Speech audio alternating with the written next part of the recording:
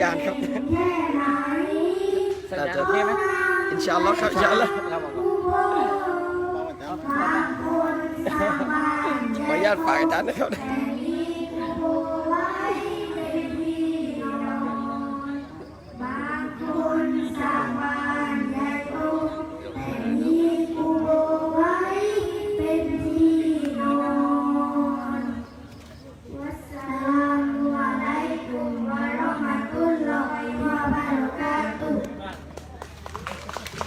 ชัดเจนชัดเจนสร้างบ้านเด็กโตสุดท้ายก็ปูโบเป็นที่นอนนะครับก็เป็นจากศูนย์อบรมเจนทางอิสลามจำยึดบ้านท่านด้วยครับการนี้ขออนุญาตเชิญท่านอดีสปาคุณเมนนะครับท่านที่ปรึกษาผู้ของวะอะลัยกุมุสสลามวะเราะห์มะตุลลอฮิวะบะเราะกาตุฮ์มอบของขวัญให้กับลูกๆครับเชิญท่านดีฮะนะครับก็อีกครั้งก็กิจกรรมนักเรียนพรุ่งนี้ก็ยังมีนะมีสลับนะครับพรุ่งนี้ขออนุญาตที่จะเรียนพันนอกเหนือจากท่านประธานจะได้พบปะกับพวกเราแล้วคือพรุ่งนี้ก็วิทยากรก็จะเป็นท่านอาจารย์ดุลละนะครับดุลละพยายามนะครับเอาละครับมอบคนเดียวเดี๋ยวถ่ายรูปนี้ยืนด้านหลังเดี๋ยวลงไปแบ่งกันถ่ายรูปนี้นะครับสัญญาณดูแลไปได้เรื่อยๆครับดูแลสัญญาณบอกสถานที่ได้นะรู้นะทานนุ่นนะครับทานนุ่นนะครับทานติดกับสะพานใกล้ๆสะพานสารสินครับสะพานสารสินนะครับอีกครั้งหนึ่งนะครับโอเคนะครับขอบคุณนะขอบคุณท่านดีสภาพขึ้นกันดึกหน่อยนะ3 ทุ่มครึ่งที่สาวโสของทั้งวันอิสลามจะมายึดบ้านท่านนุ่นขอบคุณนะขอบคุณลูกๆทุกท่านนะครับทุกคนตรงนี้ถ้าเจออะไรใหม่เราที่ชั้นดาริสอยู่แล้วนะครับดาริสเอาจริงมาแล้วนะครับพี่น้องผู้เกียรติที่เขาเข้ามาในการของเยาวชนลูกหลานของเราครับขออนุญาตเพื่อเป็นการไม่เสียเวลานะครับในค่ำคืนนี้เราจะได้ฟังอัธรสดีๆจากเพื่อนบอลที่ขวัญใจของชาวฮักคอทั้งหลายเลยวันนี้ครับอย่างนั้นเลยนะทั่วประเทศนะตอนนี้ก็ท่านมีเพจส่วนตัวของท่านด้วยไลฟ์สดทุกที่ทุกงานนะครับเป็นนักพูดที่ได้ชื่อว่าเป็นได้สมญานามที่ค่อนข้างที่จะดุเดือดพอสมควรนักพูดกระชากวิญญาณนะครับและก็เป็นนักพูดที่เดินสายค่อนข้างจะเกือบทั่วประเทศตอนนี้ท่านเป็นวิกรที่จบการแก้โคราชชัดเจนครับนะครับท่านเป็นวิกรที่มีความมุ่งมั่นสามารถอบรมในงานมัสยิดในงานของสถาบันเราหลักๆหลายแห่งนั้นที่เชิญท่านเป็นวิทยากรพิเศษนะครับลำดับต่อจากนี้นะครับขออนุญาตที่จะเรียนเชิญทุกท่านในพวกกับนักพูดกระชากวิญญาณเดินบาบิโลนอาจารย์บ๊อบบี้อับดุลกระชากวิญญาณเลยนะโอเคครับผมเดี๋ยวขอยับไปนะครับขอยับไปนะครับได้เลยครับได้ครับคงจะพร้อมนะครับในการที่จะฟังการบรรยายธรรมของท่านอาจารย์นะครับในช่วงเวลาเพลงนี้ผมเรียกมอบเวทีให้อาจารย์ครับขอบคุณมากครับอาจารย์ครับเดี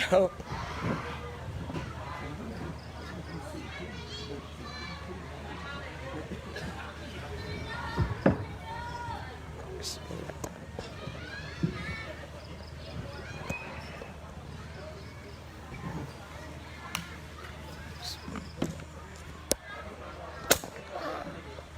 วสักครู่นะฮะไอ้ยะหลุด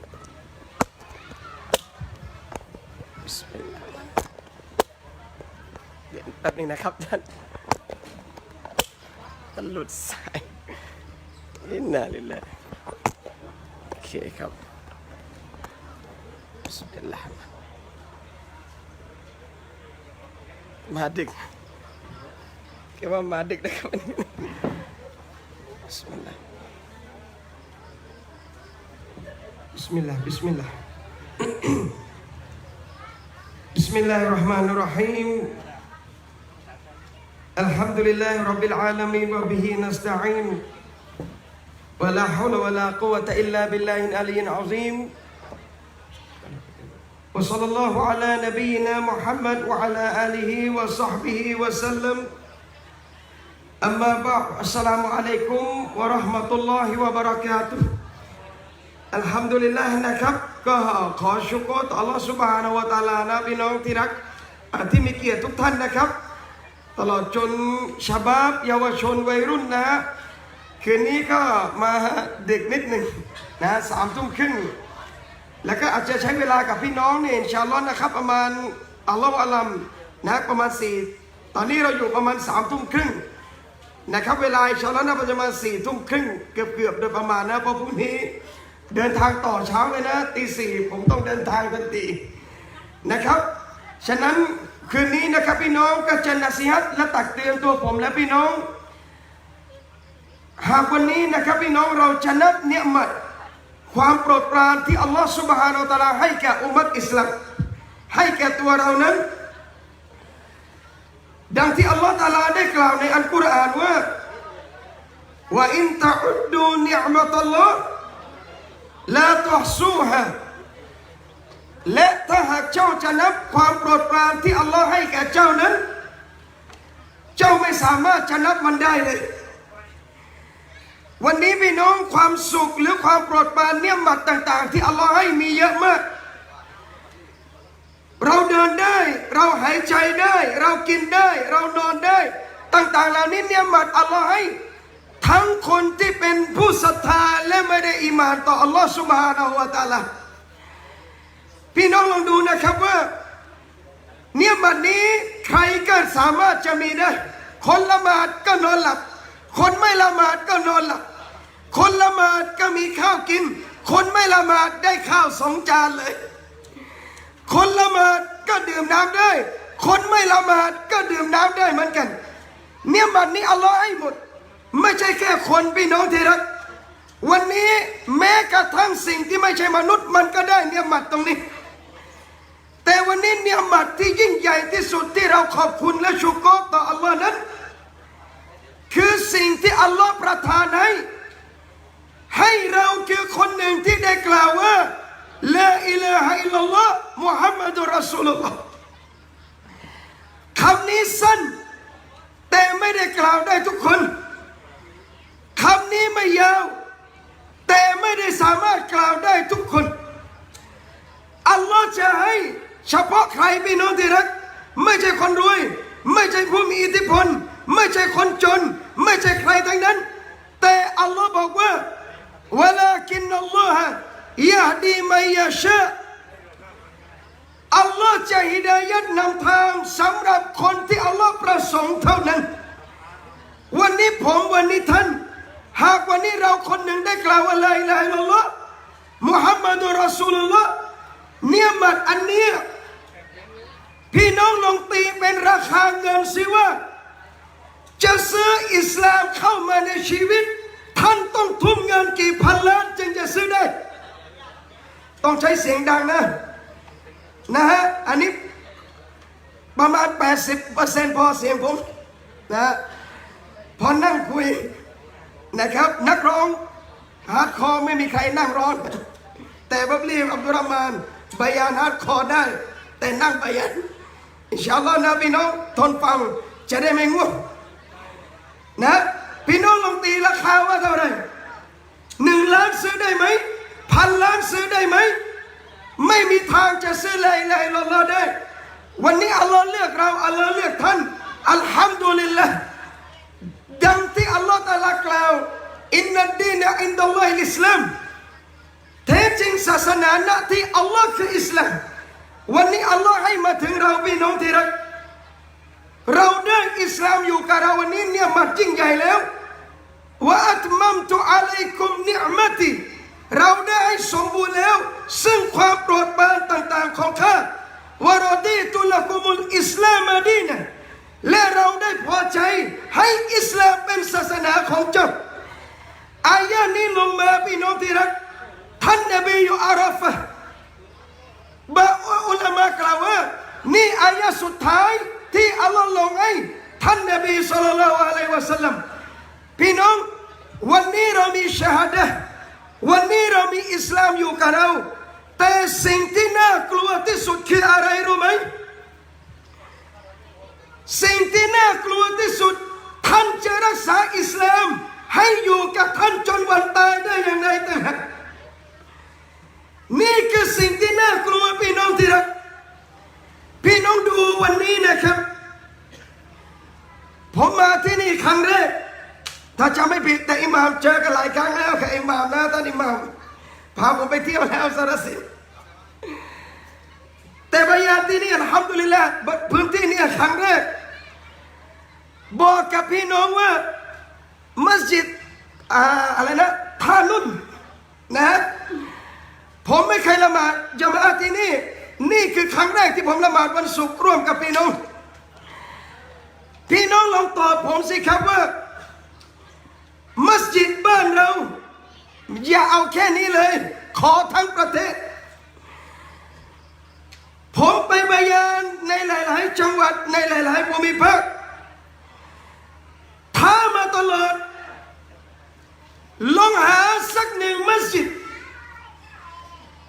ที่คนสามารถมาละหมาดญะมาอะห์ได้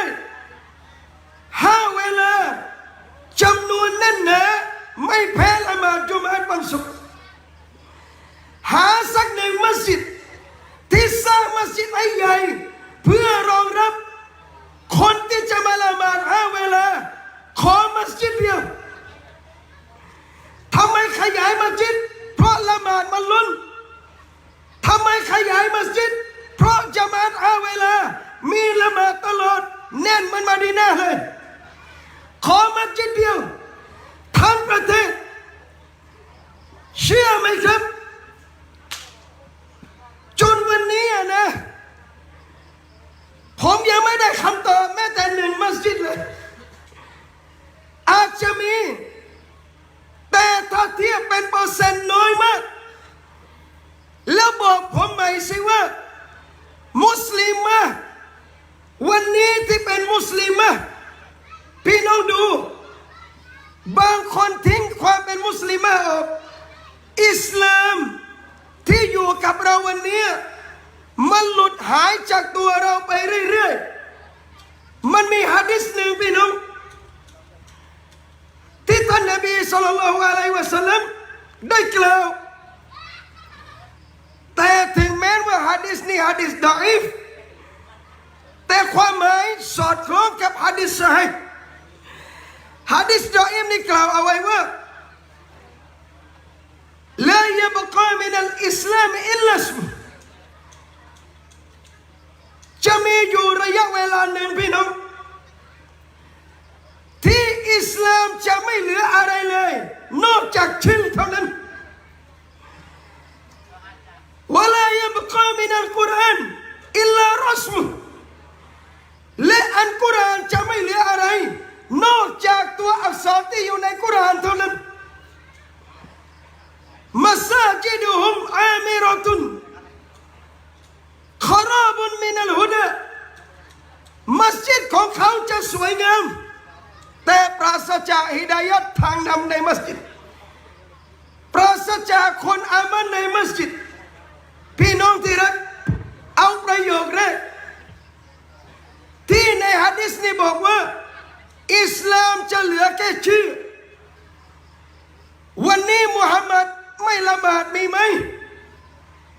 อับดุลลาห์ไม่ละหมาดมีไหมไซนับไม่ฮิญาบมีไหมฟาติมา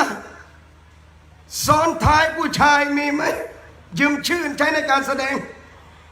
ไม่ใช่บุคคลจริงแต่ชื่อเนี่ยมีจริงนะฮะ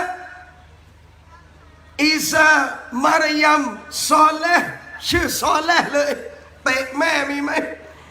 ชื่อซอเลห์เลยด่าแม่มีไหมชื่ออับดุลลาห์เลยทำชีริกมีไหมพี่น้องวันนี้เกือบหลายพื้นที่ความเป็นมุสลิมของเราวันนี้เราเหลือแค่ชื่อทำไมวันนี้คนถามว่าอาจารย์ทำไมอาจารย์บายานทำไมเสียงดังทำไมดุถ้าพี่น้องรู้จักผมข้างล่างกับบนเวทีผมต่างกันพี่น้องทำไมเราต้องพูดอย่างนี้เพราะผมเนียดและตั้งใจเสมอพี่น้องว่าผมต้องปลุกเยาวชนที่มันยังติดยาอยู่ให้ได้ผมต้องปลุกชะบับเยาวชนที่ยังยุ่งกับยาเสพติดดึงมันออกมาให้ได้เพราะอะไรพี่น้องที่นบีบอกจะเหลือแค่ชื่อนัยยะคืออะไรคนจะออกห่างจากศาสนาเรื่อยๆคนจะไม่เอาศาสนาขึ้น ไม่เอาอิสลามกันเรื่อยๆวงเล็บมุสลิมกันเองเข้าใจไหมฮะถ้ายะฮูดีไม่เอาอิสลามนะไม่ใช่เรื่องแปลกปกติ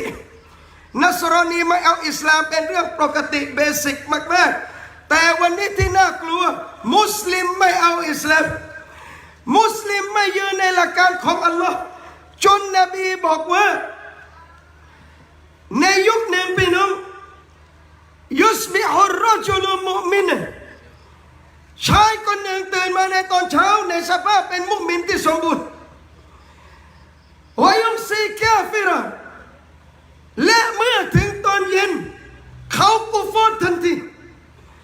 เอาคำกล่าวศ็อลลัลลอฮุอะลัยฮิวะซัลลัมและชายคนหนึ่งตอนเย็นเป็นมุมินแต่เมื่อรุ่งเช้าเขากลายเป็นกุฟรทันทีเพราะอะไรนบีบอกสิ่งเหล่านี้เกิดขึ้นเพราะว่ายูบิอุดีนะฮูบิอาราดินมินนัดดุนยา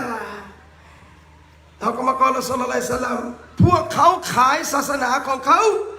แลกกับผลประโยชน์ดุนยาเท่านั้นเองวันนี้พี่น้องที่รักครับสิ่งที่ท่านนบีศ็อลลัลลอฮุอะลัยฮิวะซัลลัมได้เตือนได้พูดบอกกับเราวันนี้นั้น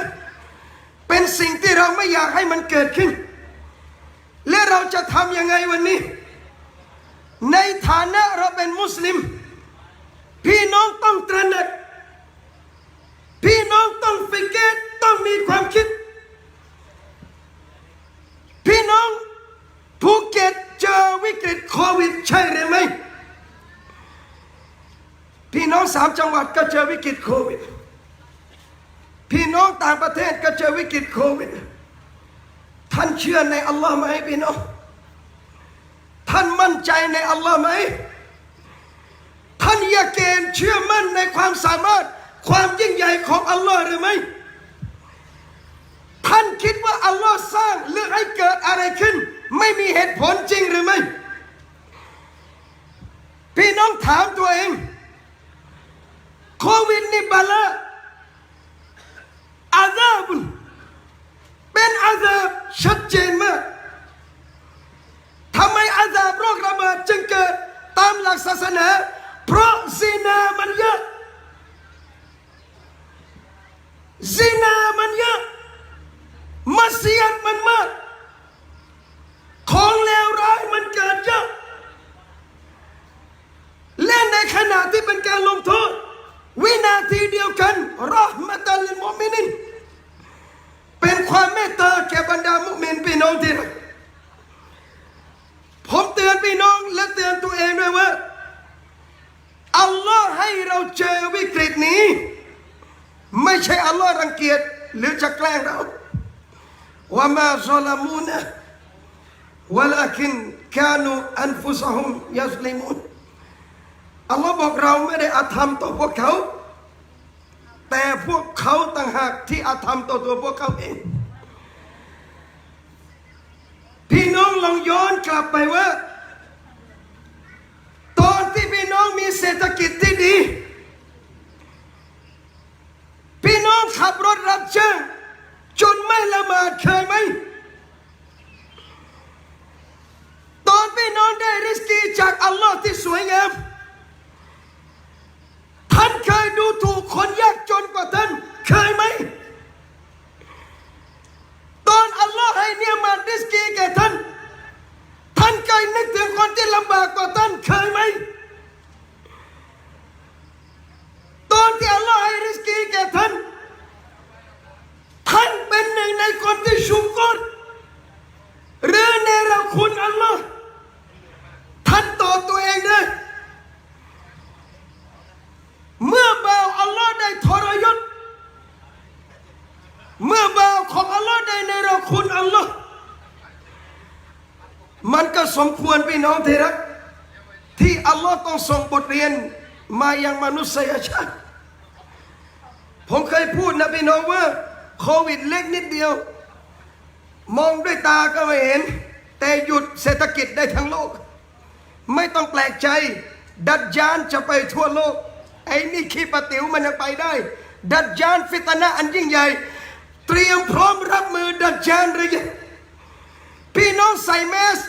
พี่น้องป้องกันชีวิตพี่น้องกลัวติดโรคแล้วเวลาท่านถอดฮิญาบออก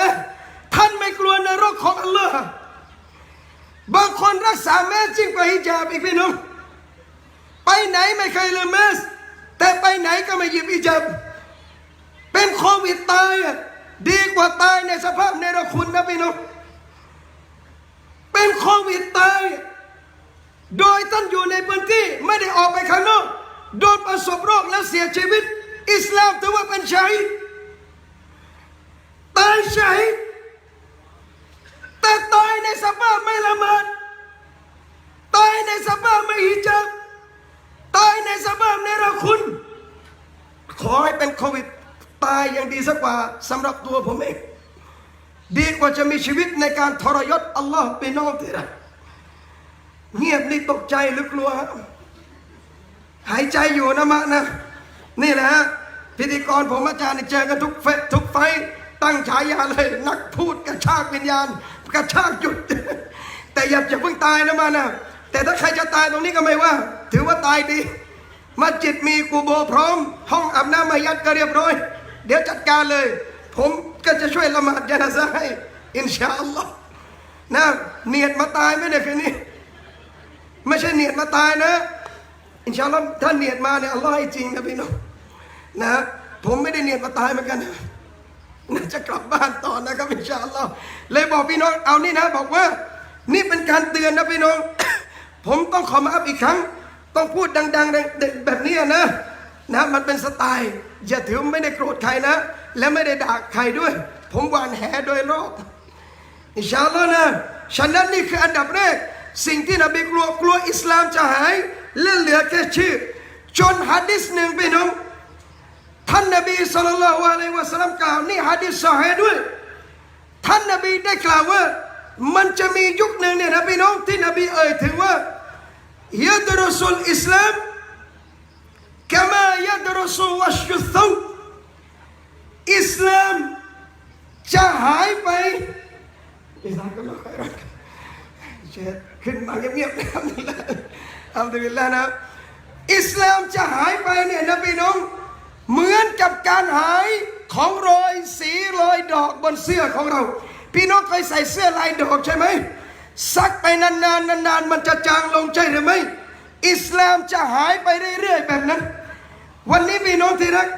เมื่ออิสลามหายไปเรื่อยๆวะลายุสรอและอัลกุรอานนั้นมันจะหายไปในคืนเดียวจะไม่เหลือแม้แต่อายะเดียวบนพื้นดุนยานี้วันนี้เราเป็นพ่อเป็นแม่วันนี้เราเป็นสามี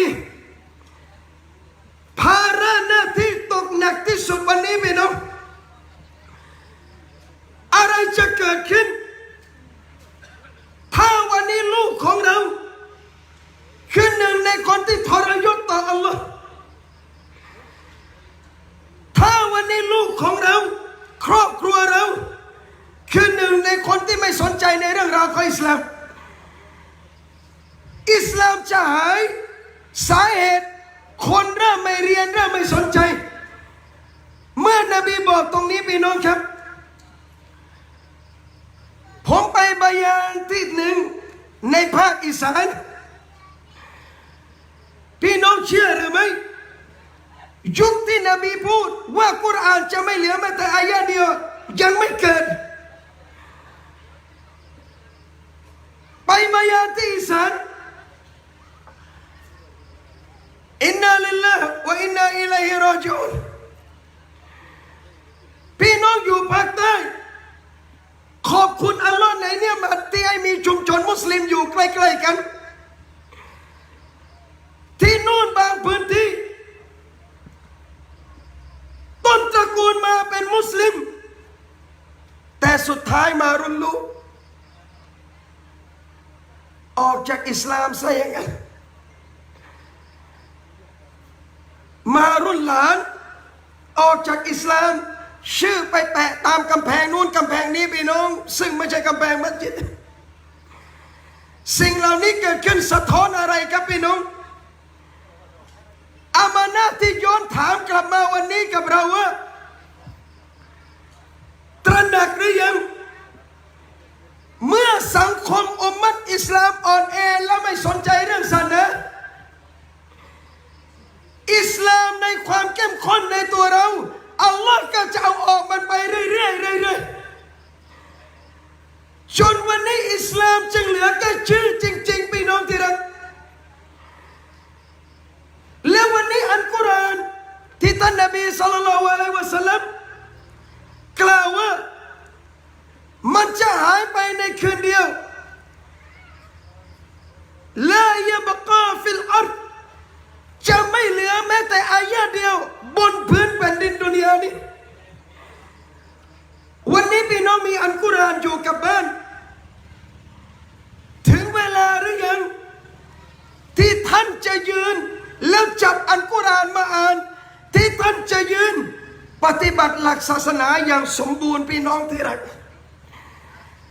ทำไมซอฮาบะห์เขายอมทุกอย่างเพื่อให้ศาสนาคงอยู่พี่น้องที่รักผมยกตัวอย่างหนึ่งซอฮาบะห์ท่านนบีศ็อลลัลลอฮุอะลัยฮิวะซัลลัมท่านอิบนุฮุซาฟะห์รอฎิยัลลอฮุอันฮุคนหนึ่งพี่น้องในยุคซอฮาบะห์นั้นกองทัพของอิสลามเวลาไปรบที่ไหนไม่เคยมีจำนวนมาก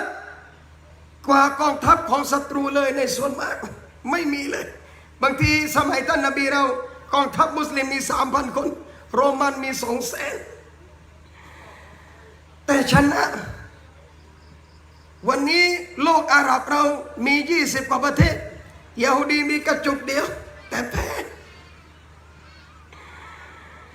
ดูพี่น้องแพ้ไม่แพ้พี่น้องก็ดูแล้วกันไอ้หอยแครงกันพูดยังไงกับท่านนบีศ็อลลัลลอฮุอะลัยฮิวะซัลลัมพูดยังไงอะพี่น้องอะไรนะฝรั่งเศสผมเรียกหอยแครงมาครงเรียกมันเป็นเพี้ยนกันเลยพี่น้องเพราะมันยังเรียกชื่อนบีเราเพี้ยนเลยนะดูฝรั่งเศสทำอะไรพี่น้องมาแครงผมว่านะเรียกเล่นๆหอยแครงประนามนบีด่าอิสลามดูถูกท่านนบีออกเลยคนเดียวทำไมกล้าขนาดนั้นและอาหรับ20 กว่าประเทศโอ้ไอซีทำอะไรครับเข้าใจไหมโอ้ไอซีดีไม่บอกไอซียูคือซีอย่างเดียวไม่ต้องไอซีแค่ซีโอเค understand แค่ซีไงไม่ได้ทำไอซีอย่างเดียวถ้าอยู่ซีไอก็ซีได้ถ้าอยู่แค่ซีไอก็ซีได้แค่ซีใครก็ทำได้ลองเรื่องนี้เกิดแค่กับอุมัร อิบนุ ค็อฏฏอบสิพี่น้องนี่ความอ่อนแอที่เกิดขึ้นสมัยท่านนบีศ็อลลัลลอฮุอะลัยฮิวะซัลลัมไม่มีพี่น้องอุมมัตอิสลามมีจำนวนน้อยแต่อัลลอฮ์ช่วยทำไมอัลลอฮ์ช่วยเพราะอินตันซุรุลลอฮ์ถ้าท่านช่วยอัลลอฮ์อัลลอฮ์ก็ช่วยท่านจนโรมันมีคำสั่งออกมาเลยว่าหากไปรบจงจับตัวซอฮาบะห์นบีให้ได้เป็น1 คนก็ยังดีจับได้พี่น้องจับท่านอับดุลลอฮ์บินอุซาฟะห์ได้กษัตริย์พี่น้องนัสรอนีเอาอิบนุอุซาฟะห์มาอยู่ต่อหน้าแล้วดูลักษณะของอับดุลลอฮ์บินอุซาฟะห์นี่คือซอฮาบะห์นบีใช่ไหมนี่คือสหายของมุฮัมมัดใช่ไหมบอกใช่กษัตริย์นัสรอนีคริสเตียนนี่บอกว่าเอาไหมฉันจะให้อาณาจักรปกครองที่ฉันมีแก่เจ้าครึ่งหนึ่งขออย่างเดียวเปลี่ยนจากอิสลามเข้านัสรอไม่ใช่ให้10 ล้านนะครับไม่ใช่ให้10,000 ล้านให้ครึ่งหนึ่งของอาณาจักรขออย่างเดียวอับดุลลาห์ท่านเปลี่ยนแล้วมาเป็นนัสรออับดุลลาห์บินอุซาฟะห์ซอฮาบะห์ของนบีพี่น้องรักอิสลามยิ่งกว่าชีวิตเมื่อถูกเสนออย่างนั้นเขาตอบทันทีเลยว่าอัยยูฮัลมะลิกโอ้กษัตริย์โรมันเอ๋ยจงฟังเอาไว้ว่าلو أعطيتني جميع ما تملك ไม่ใช่ให้แค่ครึ่งถึงแม้ว่าเจ้าจะให้ทั้งหมดที่เจ้ามีแก่ฉัน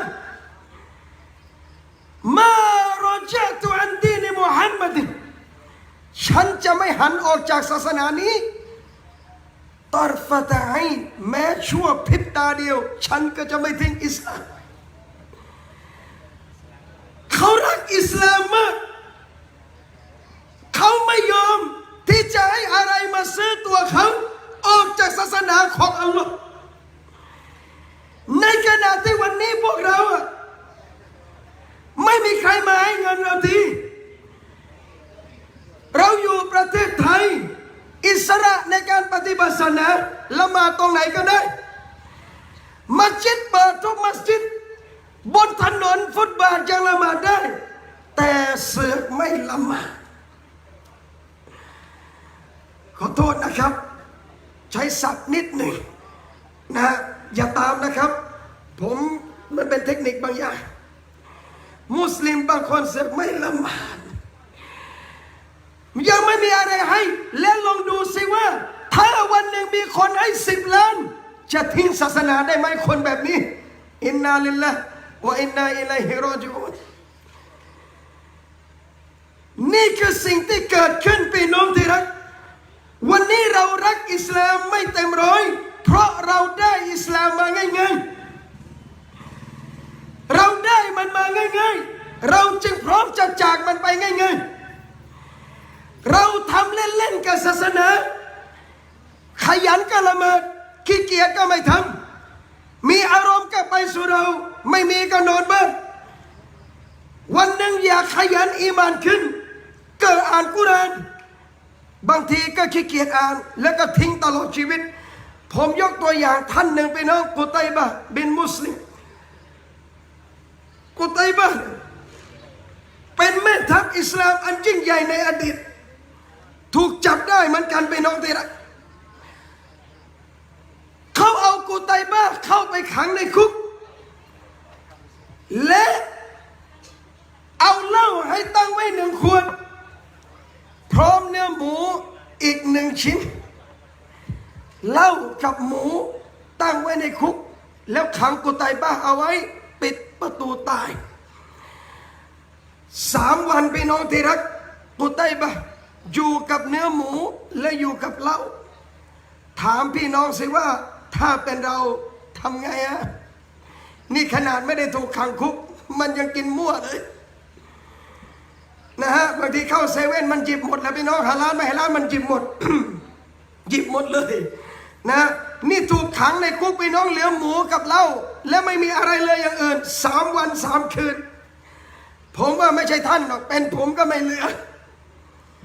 เรียบร้อยสิพี่น้องเพิ่มเมาแอเลยครบ3 วันพี่น้องที่รักเขาเปิดประตูคุกออกเชื่อหรือไม่เหล้ายังเหมือนเดิมเนื้อหมูสิ่งฮารอมกุตัยบะห์ไม่ได้แตะเลยแม้แต่นิดเดียวจนบรรดานัสรานีถามกุตัยบะห์ว่าทำไมเจ้าไม่กินอ่ะเพราะศาสนาของเจ้าเนี่ยเวลาเหตุสุดวิสัยกินของฮารอมได้ไม่ใช่เหรอดูมันก็รู้พี่น้องมุสลิมถ้าไม่มีอะไรกินจริงๆอ่ะกินได้ใช่ไหมครับจำเด็กอะคาเดมี่13 คนติดถ้ำได้ไหมพี่น้องถ้าเป็นเราติดถ้ำอย่างนั้นนะพี่น้องซัดหมดแล้วครับหมูป่ามาก็เชือดกินแล้วเอาชีวิตรอดรุกซะอนุญาตให้กินได้แต่กุตัยบะห์ไม่กินเลยแปลกไหมหรือเราจะอาเลมกว่ากุตัยบะห์เขาบอกทำไมเจ้าไม่กินกุตัยบะห์ศาสนาเจ้าเนี่ยกินได้เหล้าก็ได้สุกรก็ได้ถึงมันจะเป็นฮารอมแต่ภาวะขับขันนะเจ้าอยู่ในนั้นไม่มีกินทำไมไม่กินกุตัยบะห์ผอมพี่น้องเกือบตายพูดออกมาคำเดียวว่าฉันรู้ว่าหลักศาสนาฉันกินได้เมื่อเหตุจำเป็นแต่ที่ฉันไม่กินวันนี้เนี่ยนะเพราะฉันไม่ต้องการให้ใครมาทำเล่นๆกับศาสนาฉันคนละภาวะไงพี่น้องเขาจับเอาไว้เพราะยังไงเดี๋ยวมึงก็ต้องกิน เขายอมตายดีกว่าคนจะมาทำเล่นๆกับอิสลามของเขาวันนี้เราเป็นยังไงพี่น้องมุสลิมเราติดยาเสพติดอย่างเงี้ยวัยรุ่นแม่ขอโทษนะวัยรุ่นอุสตาอยากจะพูดกับพวกมึงจริงๆเลยนะผมเจอเยาวชนวัยรุ่นหลายต่อหลายคนสิ่งหนึ่งที่เตือนวัยรุ่นชะบ้าเยาวชนผมไปห้ามไม่ได้หรอกคนผลิตยาเสพติดคนขายยาเสพติดผมห้ามก็ไม่ได้นักดาวะเล็กๆคนเดียวไปไหนมาไหนมีไม้มีสวะจะไปห้ามอะไรกับพวกนั้นห้ามไม่ได้ห้ามไปก็เท่านั้นไม่มีอำนาจอะไรเลยผมจะไปทำอะไรมันแต่วันนี้ที่ผมทำได้อินชาอัลลอฮ์และจะทำจนตายผมห้ามและเตือนพี่น้องเยาวชนของผมได้เตือนวัยรุ่นมุสลิมได้วันนี้ยะฮูดีส่งของแบบนี้เข้ามาในประชาชาติทำลายระบบสมองทำลายเยาวชนมุสลิมและไม่ใช่มุสลิมมันทำลายหมดเลยพี่น้องสิ่งเหล่านี้วิธีการเดียวที่มุสลิมวัยรุ่นจะเลิกของชั่วได้มีอย่างเดียวและไม่มีอย่างอื่นจงคิดและตระหนักเสมอว่าอัลลอฮ์รักท่านอัลลอฮ์เมตตาท่านอัลลอฮ์ให้ท่านได้เป็นหนึ่งในมุสลิมเจ็บปวดไหมหากอัลลอฮ์ถามเราว่ามากุรรักบิร็อบบิกัลกะรีมอัยวัลอินซานโอ้มนุษย์เอ๋ยอะไรที่ล่อลวงเจ้าให้ทรยศต่อพระเจ้าของเจ้าผู้ทรงเผื่อแผ่พี่น้องลองบอกผมสิว่าอะไรทำให้ท่านไม่ละเมิดอะไรทำให้ท่านติดยาทุกวินาทีที่ท่านจุดไฟขึ้นทุกวินาทีที่ท่านต้มน้ำท่อมกินไม่ใช่เจ็บปวดแค่ตัวเองไม่ใช่แค่เราจะเข้านรกทุกวินาทีที่ท่านขยับกล้ามเนื้อในการทำชั่วนั่นคือทุกวินาทีที่ท่านเนรคุณต่ออัลลอฮ์พี่น้องจะกลับไปบอกอัลลอฮ์ยังไงพี่น้องท่านอยู่ดุนยานี้ไม่นานนะครับว่าอินนาอิลัยฮิรอญิอูนและสุดท้ายเราจะกลับหาอัลลอฮ์พี่น้องพร้อมไหมถ้าจะบอกอัลลอฮ์ในวันกิยามะฮ์เหตุผลในการทำชั่วของตัวพวกเราเองทำไมไม่ละหมาดทำไมทรยศอัลลอฮ์ทำไมเนรคุณอัลลอฮ์ทำไมฝ่าฝืนอัลลอฮ์ของเหตุผลเดียวที่วันนี้เราเนรคุณอัลลอฮ์พี่น้องเราไม่มีเหตุผลอะไรเลยที่จะบอกอัลลอฮ์ที่จะเป็นข้อแก้ตัวในวันกิยามะฮ์ฉะนั้นพี่น้องที่รักทั้งหลายครับอิสลามยังอยู่กับเราวันนี้จงตระหนักในหน้าที่อย่าปล่อยให้อิสลามอยู่กับอิหม่ามคนเดียวเข้าใจที่ผมพูดไหมหนึ่งปัญหาพี่น้องที่รักอันนี้ผมเสนอนะครับเคยพูดต่อหน้าบรรดาอิหม่ามกรรมการอิสลามและตลอดจนบายานผมบรรยายที่ออกไปทาง YouTube ทั้งหมดผมเชื่อว่าเขาฟังและหลายคนก็ฟังอินชาอัลลอฮ์ปัญหาในมุสลิมเราวันนี้สังคม วัยรุ่นไม่เข้ามัสยิดผู้ใหญ่บอกว่าอาจารย์วัยรุ่นไม่เข้ามัสยิดผมก็ถามผู้ใหญ่กลับว่าแล้วผู้ใหญ่เคยไปสนามบอลวัยรุ่นไหมครับไม่ไปเหมือนกันมันไม่มาเราก็ไม่ไปลิเวอร์ไม่ไปแมนยูก็ไม่เยือนนะฮะเข้าใจไหมครับบอลยังมีเย่ามีเยือนวันนี้สนามบอลกับมัสยิดสองอย่างต้องโคกันดูท่านนบีศ็อลลัลลอฮุอะลัยฮิวะซัลลัมท่านนบีเป็นรอซูลเปรียบประหนึ่งยิ่งกว่าอิหม่ามท่านนบีนำละหมาดในมัสยิดในขณะเดียวกันนบีเดินออกจากมัสยิดไปที่สนามยิงธนูของวัยรุ่นอิรมูท่านทั้งหลายจงยิงให้แม่นเพราะแท้จริงบิดาของพวกเจ้าแค่นารอมีเอากรรมกรศาสนาเป็นนักแม่นธนูท่านนบีไปสู่กิจกรรมเยาวชนก็มาช่วยกิจกรรมรอซูลมัสยิดกรรมการพี่น้องผมเคยเสนอไปบางที่15 ท่านเนี่ยนะลองนะครับพี่น้องเอาวัยรุ่นขึ้นสักคนผู้ที่อยู่นานๆแล้วลองพักสักปีอาจารย์เยาวชนขึ้นเป็นกรรมการมัสยิดได้อะขอคนเดียวพอทำได้อะผมบอกทำได้หรือเปล่าไม่รู้นะครับแต่แม่ทัพอิสลามกองทัพสุดท้ายก่อนนบีจะวะฟาตแม่ทัพคนนั้นอายุ20 ปีแค่นั้นเองอุซามะบินเซดรอฎิยัลลอฮุอันฮุ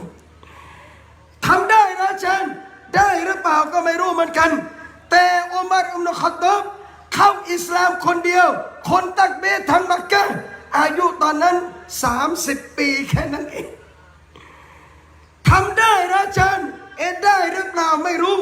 แต่ท่านอาลีบินอบีตอลิบอายุยังน้อยยกประตูเมืองไคบัรสู้กับยะฮูดีไคบัรได้และเป็นคนเดียวที่กล้าประกาศว่าอานัลลดีซัมมัตนีอุมมีไฮดรฉันคือคนที่แม่เรียกฉันว่าสิงโตเด็กตัวเล็กนิดเดียวแต่ประกาศชัยชนะอิสลามอย่างนั้นได้อิหม่ามจะเชื่อผมหรือยังครับขอคนเดียวจานเหตุผลผมบอกขอโทษนะครับท่าน15 ท่านถ้าอาวุโสหมดวันนี้ในหนำกลางนาพี่น้องเด็กเยาวชนที่ต้มน้ำท่อมเขาเรียกว่าสายสมุนไพรสายคลีนกินคลีนนะฮะพวกนี้ไม่กินเนื้อสัตว์ต้มน้ำผักอย่างเดียวมันพลาดที่ใส่สารเคมีไปถ้ามันกินผักล้วนๆนี่ผมว่าแข็งแรงแล้วนะมันพลาดที่ใส่เคมีไปพี่น้องจริงๆนะใครรักในการต้มน้ำท่อมลองปรึกษาคนทางด้านสาธารณสุขนะพี่น้องต้มยังไงให้มีวิตามินเพื่อทำขายเป็นโอท็อปนะพี่น้องอินชาอัลลอฮ์นะแต่มันพลาดไปใส่คูณสมการหลายตัวไปหน่อยนะบอกอิหม่ามดูนู่นไอ้มัดผมนู่นบางมัสยิดยังทะเลาะกันเรื่องรูปหน้ากับไม่รูปหน้าเลยมึงไม่รูปกูรูปทะเลาะกันเลยผมบอกบางเอ้ยบางรูปหน้าก็ละหมาดไอ้บางไม่รูปก็ละหมาดนู่นไอ้มัดลูกพี่ผมอยู่ไปนานู่นไม่รูปทั้งหน้าไม่รูปทั้งอะไรทั้งนั้นไม่ละหมาดเลยหน้าไปเถียงกับมันมากกว่าไม่ต้องเถียงแล้วอยู่ในมัสยิดคือจบทำยังไงครับบอกนู่นวัยรุ่นอยู่ตรงนั้นเราวันนี้ผู้ใหญ่หมดเลยพี่น้องอาวุโสเดินเข้าไปแป๊บเดียวพวกเห็นแล้วอิหม่ามมาเว้ยขอเตะมาบิลาลมามันวิ่งพรวดเลยตามทันไหมครับรถ450 Honda ปอนี้ Honda Super Cup อย่าคิดไปไล่บิ๊กไบค์ยังไงก็ไม่ทันแล้วทำยังไงท่านเคยขึ้นทางด่วนกรุงเทพไหมครับเวลาพี่น้องไปลองไปเที่ยวบนทางด่วนสักรอบแล้วดูรถฉลามบุกตอนนี้มันเปลี่ยนให้ทันกับวัยรุ่นทั้งนั้นเลยแต่สมัยก่อนนู่นรุ่นที่ GTO อะไรแบบนั้นพี่น้องสายตรวจเดี๋ยวนี้สายตรวจขี่บิ๊กไบค์นะทำไมครับจะได้ทันกับคู่กรณีนั่นดุนยาเขายังเปลี่ยนได้ทันวันนี้จะไล่วัยรุ่นทันได้ท่านต้องเอาม้าแรงมาได้ม้าแรงมันจะทันเลือกมาเลยเยาวชนคนหนึ่งบอกไอ้มัดมึงขึ้นมาเลยตั้งมันฝ่ายอะไรก็ได้วัยรุ่นไม่รู้เรื่องเลยมั้งฝ่ายเคหะพันไม่รู้ฝ่ายอะไรบอกให้มึงอิหม่ามตั้งมึงเป็นเคหะพันแล้วชื่อหลามีรูปในสุเราจริงๆหน้าที่มัน ผมบอกอิหม่ามตั้งเลย หน้าที่ท่านจัดการวัยรุ่นด่าว่าวัยรุ่น เชิญชวนวัยรุ่นกับวัยรุ่นมันไล่กันทันนะครับพี่น้องการทำงานที่ดีที่สุดคือทำงานให้สมกับวัยอินชาอัลลอฮ์นี่คือฮิกมัตในการทำงาน ลองดูนะให้โอกาสเยาวชนถ้าเยาวชนไม่สำคัญพี่น้องอัลลอฮ์จะเอ่ยถึงเยาวชนทำไมในสุเราะตุลกาฟีอินนะฮุมฟิตยะตุนอามานูบิร็อบบิมแท้จริงเขาเหล่านั้นเป็นเด็กหนุ่มพี่น้องอ่านกุรอานอัศฮาบุลกาฟีไม่ใช่นบีไม่ใช่รอซูลแต่เป็นคนธรรมดาสำคัญขนาดอัลลอฮ์เอ่ยในกุรอานเขาอีมานเขายืนยันมีศักยภาพในบางทัศนะบอกว่ามี7 คนแสดงว่าจำนวนไม่มีความสำคัญในหลักการศาสนาคนเยอะแต่ไม่มีคุณภาพมันก็เหมือนขยะขวดพลาสติกกับพี่น้องแบกเป็นกระสอบแต่ขายได้20 จริงไหมมาจริงไหมนั่นแหละเขาเรียกของไม่มีคุณภาพโอ้ยนี่แบก4-5 กระสอบแห่งเอ้ยรวยแน่เขานี่ขาย20 บาทหมดแรงกระแทกให้แบนๆพี่น้องบางคนถือไปถุงเล็กนิดเดียวขายได้เป็นพันของมันต่างกันพี่น้องที่รัก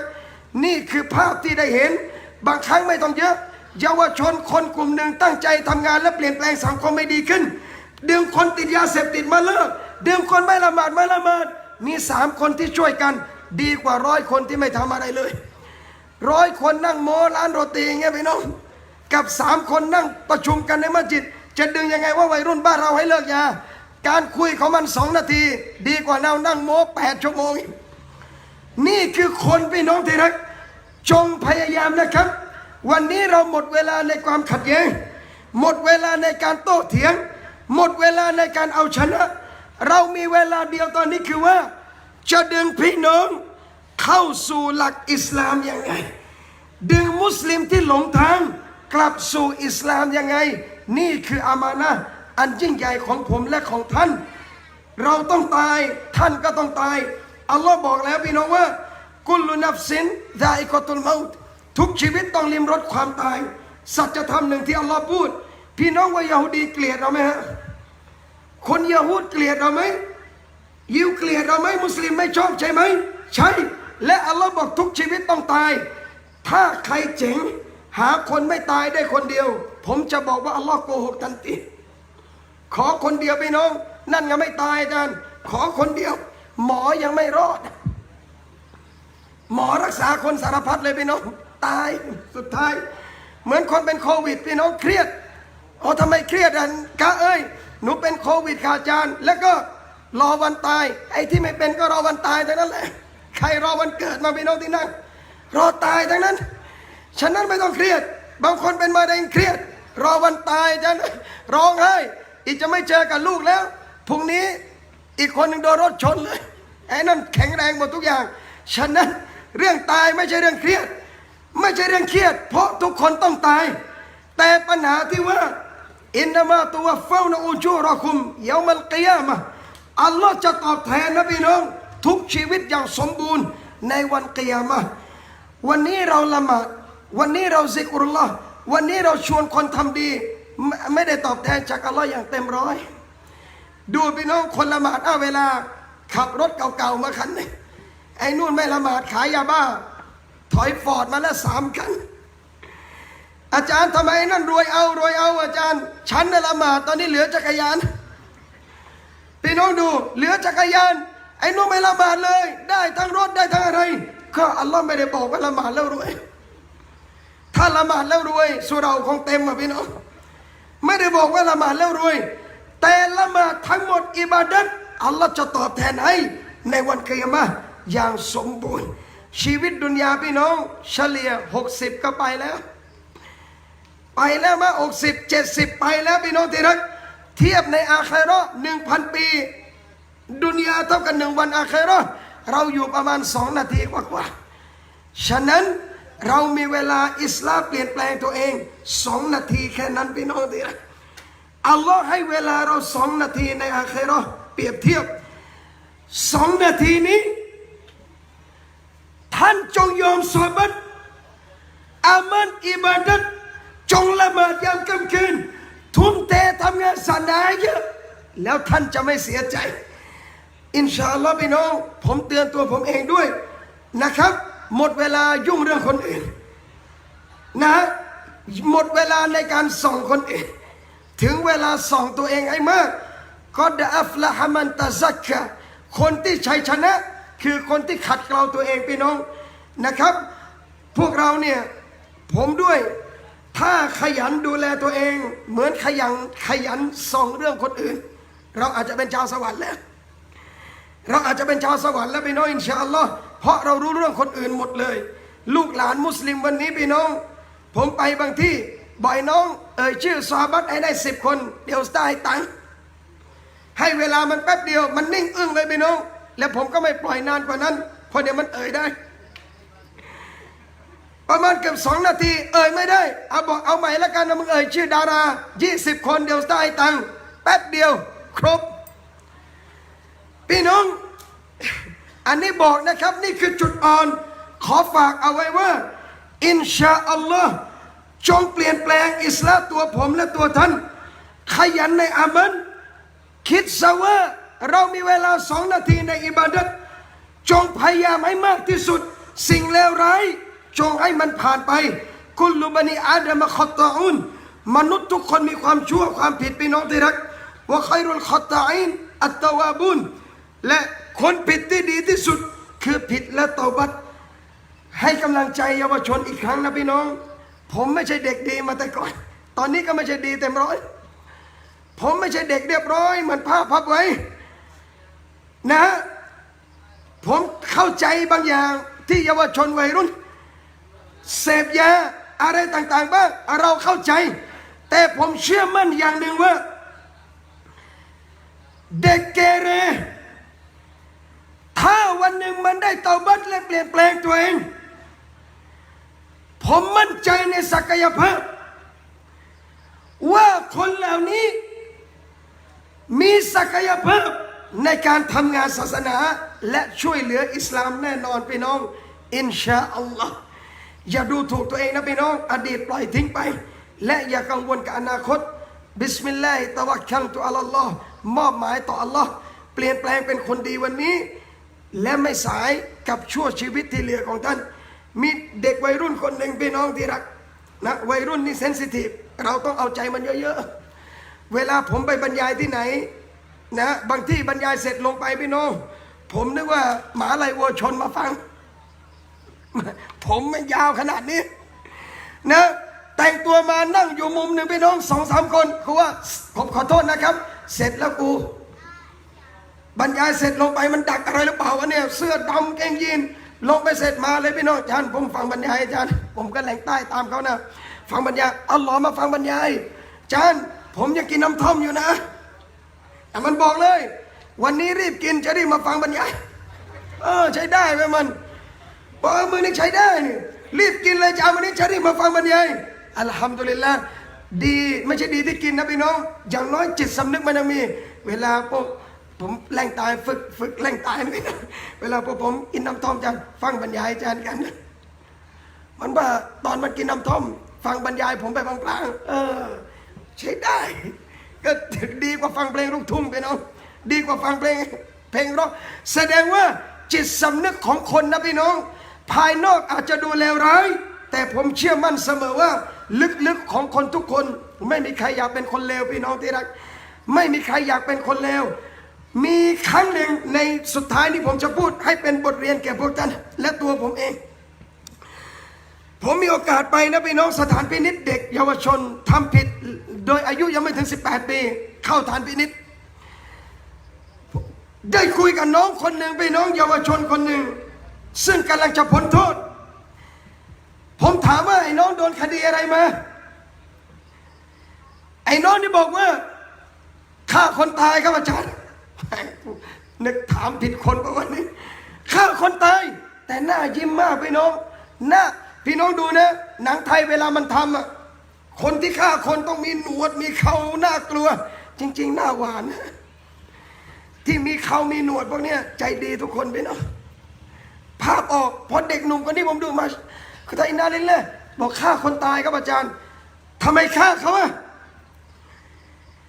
ทำไมฆ่าอาจารย์ครับผมไม่ได้ตั้งใจจริงๆอารมณ์โกรธแล้วพลั้งมือทำร้ายจนเจ้าทุกข์ตายแต่สิ่งที่ผมถามว่าถ้าวันนี้ย้อนเวลากลับได้อยากทำอะไรมากที่สุดเชื่อไหมครับว่าไอ้หนุ่มเยาวชนวัยรุ่นคนนี้ที่กำลังจะได้ออกจากฐานพินิจมันบอกว่าอะไรรู้ไหมสิ่งที่อยากทำมากที่สุดผมอยากจะกลับไปขอโทษคนที่ผมทำเขาอยากจะกลับไปขอโทษคนที่ผมทำเขาเสียชีวิตกลับได้ไหมพี่น้องกลับไม่ได้วันนี้ท่านยังมีชีวิตไอ้หนุ่มนี่ในดุนยาอยากขอโทษแต่เจ้าทุกข์ตายไปแล้วสิ่งที่น่าเจ็บปวดเป็นมุสลิมด้วยกันแต่ผมเชื่อมั่นไอ้เด็กหนุ่มที่ถ้ามันเตาบัดตัวจริงๆอินนัลลอฮะกอฟูรุรเราะฮีมแท้จริงอัลลอฮ์เป็นผู้อภัยและเมตตาที่สุดพี่น้องหวังว่าอัลลอฮ์จะอภัยให้เขาอินชาอัลลอฮ์ดุนยาเนี่ยเลวยังไงท่านยังมีโอกาสเตาบัดตัวพี่น้องลองนึกทางตรงกันข้ามหากวันกิยามัตเราเข้านรกเราจะบอกกับอัลลอฮ์ว่าฟัรจานะขอเรากลับดุนยาอย่าอัลลอฮ์นามันซอลิฮะฉันจะมาทำอามันซอลิฮ์แล้วอย่าอัลลอฮ์ฉันจะไม่ได้รักคุณแล้ววันนั้นพี่น้องจะร้องจนน้ำตาเป็นเลือดอัลลอฮ์ก็จะไม่ให้ท่านกลับมาดุนยาแม้แต่วินาทีเดียวพี่น้องที่รักวันนี้เรายังอยู่จงร้องไห้ให้มากสำนึกให้มากวันไหนพี่น้องท้อพี่น้องจับที่หัวใจท่านถ้ามันยังเต้นอยู่นี่คือความรักที่อัลลอฮ์มีให้ท่านมันคือโอกาสในการเตาบัตและการเปลี่ยนแปลงตัวเองพี่น้องที่รักอินชาอัลลอฮ์นะครับฝากพี่น้องเอาไว้ทุกคนเลยในค่ำคืนนี้ว่าจงดูแลตัวเองครอบครัวท่านคนรอบข้างให้พ้นจากไฟนรกของอัลลอฮ์ซุบฮานะฮูวะตะอาลาให้ได้อินชาอัลลอฮ์ใครที่เลวร้ายและผิดพลาดไปแล้วขอให้เขาได้ตอบัตตัวขอให้เขาได้เปลี่ยนแปลงตัวเองส่วนคนที่ยังเป็นคนดีได้อย่าประมาทเพราะบางครั้งคนดีที่สุดอาจจะกลายเป็นคนเลวที่สุดก็ได้พี่น้องและในขณะเดียวกันคนเลวที่สุดวันหนึ่งอาจจะเป็นคนที่ดีที่สุดได้เช่นกันอัลลอฮฺตะอาลาเท่านั้นที่รู้ฮุวะอัลลัมุบิมานิตตะกอพระองค์รู้ดีที่สุดใครคือคนที่ยำเกรงพี่น้องที่รักอินชาอัลลอฮ์นะครับก็ขณะนี้ก็ได้เวลาสมควรเป็นประโยคคลาสสิกเวลาเราจะจบพิธีกรรมต่างๆนะฉะนั้นนะครับพี่น้องค่ำคืนนี้เนี่ยผมใช้เวลาพี่น้องประมาณเกือบ1 ชั่วโมงนะอีก4 นาทีโดยประมาณ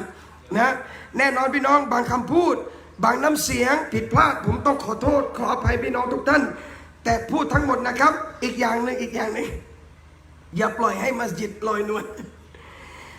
มัสยิดหลังนี้สร้างกี่ล้านนะครับกรรมการผมว่าไม่ต่ำน่าจะเป็นล้านอย่าละหมาดแค่20 บาทนะเข้าใจละหมาด20ไหม3 กระเบื้อง3 แผ่นกระเบื้องคนยืน3 คนเองละหมาดอิหม่ามอีกคนและที่เหลือยินล่ะครับมัสยิดยินนะอยู่มักกะพี่น้องมัสยิดนี้ไม่ใช่สำหรับยินละหมาดนะคนละหมาดฉะนั้นอย่าปล่อยให้มัสยิดลอยนวลสร้างใหญ่โตต้องละหมาดให้เต็มที่ไม่อย่างนั้นโดนสอบนะพี่น้องเพราะแข่งขันสร้างมัสยิดแต่ไม่ได้แข่งขันกันละหมาดอาลามัดวันกิยามะห์อินชาอัลลอฮ์นะครับหวังว่ามัสยิดของมุสลิมไทยจะเต็มทุกมัสยิดอินชาอัลลอฮ์ยิซักมุลลอฮ์ค็อยรอนขอบคุณมากๆนะครับพี่น้องในค่ำคืนนี้และขอดุอาให้เราได้เจอกันใหม่ในสนามงานดาวะและสวรรค์ชั้นฟิรดาวส์ของอัลลอฮ์ตะอาลาทุกท่านอามีนยิซักมุลลอฮ์ครับ Wabillahi taufiq wa hidayah. Assalamualaikum warahmatullahi wabarakatuh ครับอัลฮัมดุลิลละครับขอบคุณครับ ก็ในนามของคณะการจัดงานพี่น้องชาวบ้านตำบลคุกก่อนทุกท่านนะครับต้องขอบคุณท่านในรับเรียนเป็นรัฐมนตรีในโอกาสนี้ด้วยนะครับเดี๋ยวเราก็มองให้เรานะครับขอรับสิตาลาทานบารมีงานให้กับท่านด้วยนะครับก็ขอท่านเดินทางกลับโดยสวัสดิภาพนะครับ นี่แหละครับ แล้วก็โอกาสหน้าแน่นอน อินชาอัลลอฮ์ เรา อินชาอัลลอฮ์ครับ เจอกันอีกครั้งหนึ่งแน่นอนนะ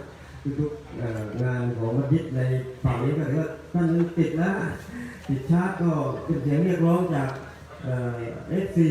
ว่าทุกงานมัสยิดจะต้องมีนะแทนบัฟลีนะครับไม่คืนใดก็คืนหนึ่งนะครับนั่นคือสิ่งที่ท่านได้มานำเรียนและก็ได้ประชาสัมพันธ์เกี่ยวกับเหตุการณ์ของการดำเนินชีวิตในรูปแบบของศาสนานะครับก็นั่นก็เป็นเครื่องชี้วัดว่าพวกเราได้โอกาสมีหลายช่องทางในการที่จะดำรงที่อยู่บนโลกนี้ภายใต้คุณธรรมจริยธรรมและภายใต้หลักธรรมต่อโลกกันโดยที่ไม่เหลือบาปอะไรในบุคคลนี้ ท่านครับ ขอ วะอะลัยกุมุสสลาม ทุกท่านนะพี่น้องอันนี้ก็ขอให้ทุกท่านเดินทางกลับโดยสวัสดิภาพในคืนพรุ่งนี้อย่าลืมนะครับก็